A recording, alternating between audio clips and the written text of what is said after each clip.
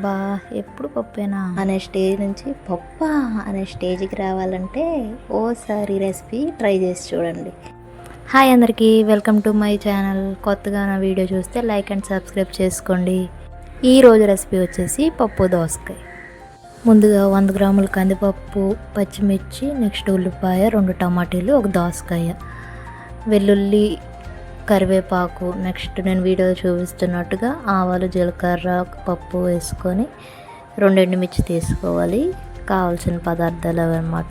దోసకాయని ఇలా మొత్తం తొక్కు తీసి నీట్గా కడుక్కొని ముక్కలు కోసుకోవాలి. కోసే ముందు ఏంటంటే దోసకాయ ఆ పిక్కలు ఉంటాయి కదండి, అవి తీసి కొంచెం టేస్ట్ చూడాలి. ఎందుకంటే కొన్నిసార్లు చేదు వస్తాయి అన్నమాట. అందుకని టేస్ట్ చూసుకుంటే మంచిగా ఉంటే పిక్కలేం తీయకుండా అలానే కోసుకొని పూర్తిగా చిన్న చిన్న ముక్కలుగా కోసుకొని పక్కన పెట్టుకోండి. పచ్చిమిర్చి తీసుకున్నాం కదండి, వాటిని కూడాను మనం చిన్న చిన్న ముక్కలుగా కట్ చేసుకోవాలి.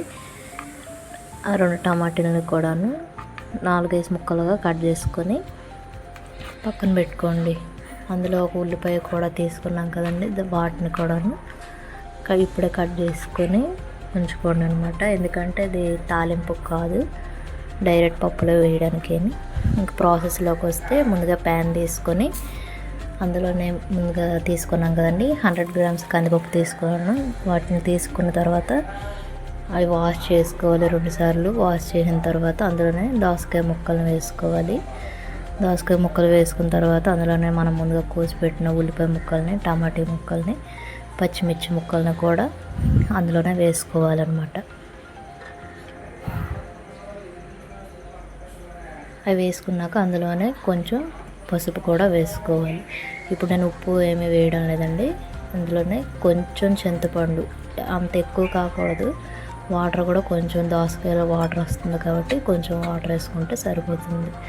వేసుకొని గ్యాస్ మీద పెట్టుకొని ఒక 4-5 విజిల్ వస్తే సరిపోతుందండి. 4-5 విజిల్ వచ్చిన తర్వాత పక్కకు తీసేసుకొని అందులో అది కొంచెం ఏమంటే మ్యాష్ చేసుకోవాలి మొత్తం. మరీ అంతలా కాకుండా కొంచెం ముక్కలుగా ఉండాలన్నమాట దోసకాయ ముక్కలు.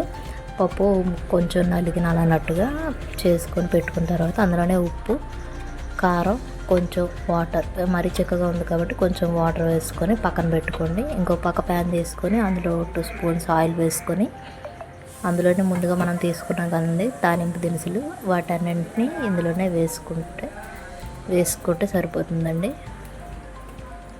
ఇదిగోండి వీడియోలో చూపిస్తున్నట్టుగా తాలింపు దినుసులని ఈ నూనెలో వేసుకొని తాలింపు పెట్టుకోవాలండి.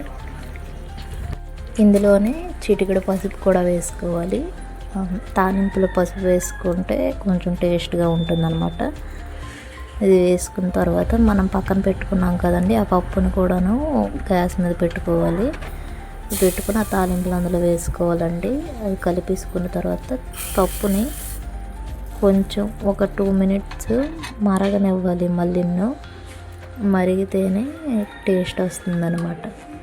ఇంతేనండి. చివరగా కొంచెం కొత్తిమీర వేసుకుంటే సరిపోతుంది.